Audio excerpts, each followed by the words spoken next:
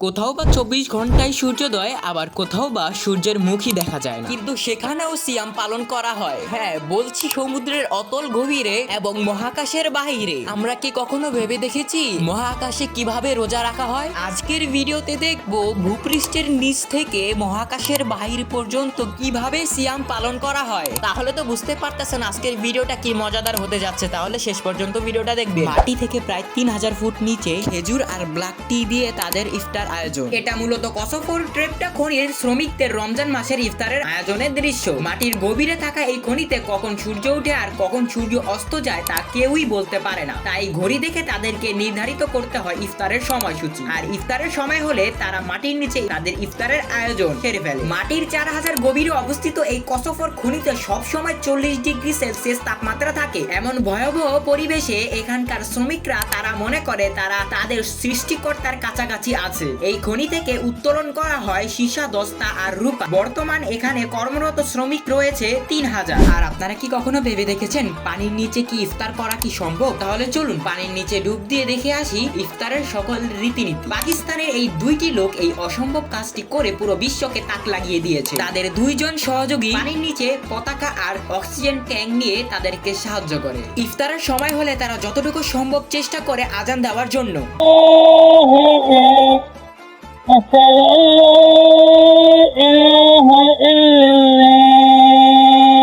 আজান দিয়ে তারা খেজুর খেয়ে ইফতার করে। পরবর্তীতে তারা পানির নিচে জুসও পান করে। এখানেই তারা থেমে যায়নি, তারা এমনকি পানির নিচে নামাজও আদায় করেছে।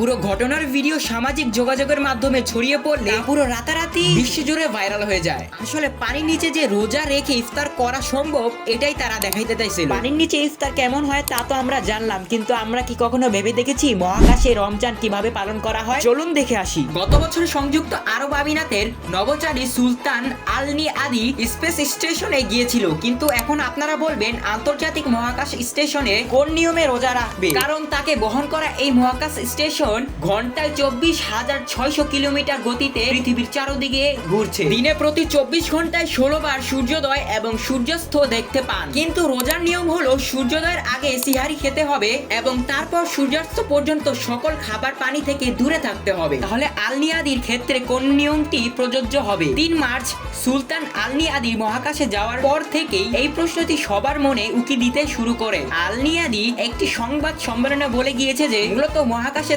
তার রোজা রাখা প্রয়োজন হবে না, কারণ মহাকাশে থাকাকালীন তিনি একজন ভ্রমণকারী বা মুসাফির হিসেবে বিবেচিত করা হবে। তখন তার রোজা রাখা তার জন্য বাধ্যতামূলক হবে না। এমনকি তিনি কোনো কারণে অসুস্থ বোধ মনে করে তাহলে তার জন্য রোজা রাখা বাধ্যতামূলক না। যেহেতু মহাকাশে যে কোনো কিছু পুরো মিশনকে নষ্ট করে দিতে পারে বা তার স্বাস্থ্যকে বিপর্যয় করতে পারে, তাই ডিহাইড্রেশন বা অপুষ্টি এড়ানোর জন্য তাকে পর্যাপ্ত খাবার খেতে অনুমতি দেওয়া হয়েছে। ইফতার ছাড়াও মহাকাশে কোনো রকম মধ্যাকর্ষণ না থাকায় দাঁড়িয়ে নামাজ পড়া সম্ভব না, এমনকি সেখানে হাঁটুও বাস করা যায় না। তাহলে কিভাবে নামাজ আদায় করবে? এই বিষয়ে ফতুয়া দেয় মালয়েশিয়া ফতুয়া কাউন্সিল। এতে বলা হয় নভোচারীরা যতটুকু সম্ভব কাবার দিকে ফিরে নামাজ আদায় করতে পারবে।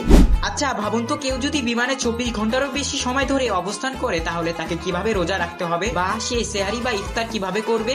কারণ কিছু সময় পর পর তাকে বিভিন্ন টাইম জোনে প্রবেশ করতে হবে। তাহলে আসুন দেখে আসি বিমানে কিভাবে রোজা রাখা হয়। সাধারণত রোজা শুরু হয় সুবহে সাদিক থেকে, অর্থাৎ সূর্য উদয়ের ঠিক আগ মুহূর্তে। সুবহে সাদিক থেকে সেহারির সময় শেষ হয়ে যায় এবং এরপরেই ফজরের সময় হয়ে যায়। এতে করে যদি কেউ বিমানে রোজা রাখতে চায় বা নামাজ আদায় করতে চায় তাহলে তিনি বিমানে যেখানে অবস্থান করছেন সেখান থেকেই সুবহে সাদিক হিসাব করতে হবে। সূর্য অস্তের ব্যাপারটাও ঠিক এমনই। অবশ্য এই হিসাব নিকাশ বিভিন্ন অ্যাপ্লিকেশন খুবই সহজ করে দিয়েছে। তাহলে চলুন দেখে আসি বিমান একটি ইফতার আয়োজন কিভাবে করে থাকে। যদিও এক এক এয়ারলাইন্সে এক এক ভাবে ইফতার আয়োজন করে থাকে, তবে বেশিরভাগই আয়োজন ঠিক এমনই হয় ভিডিওতে যেটা দেখছেন এখন, যেগুলোর মধ্যে থাকে বিভিন্ন কোমল পানি, খেজুর, কেক, দুধ, বিভিন্ন মিষ্টি জাতীয় খাবার এবং অন্যান্য কিছু।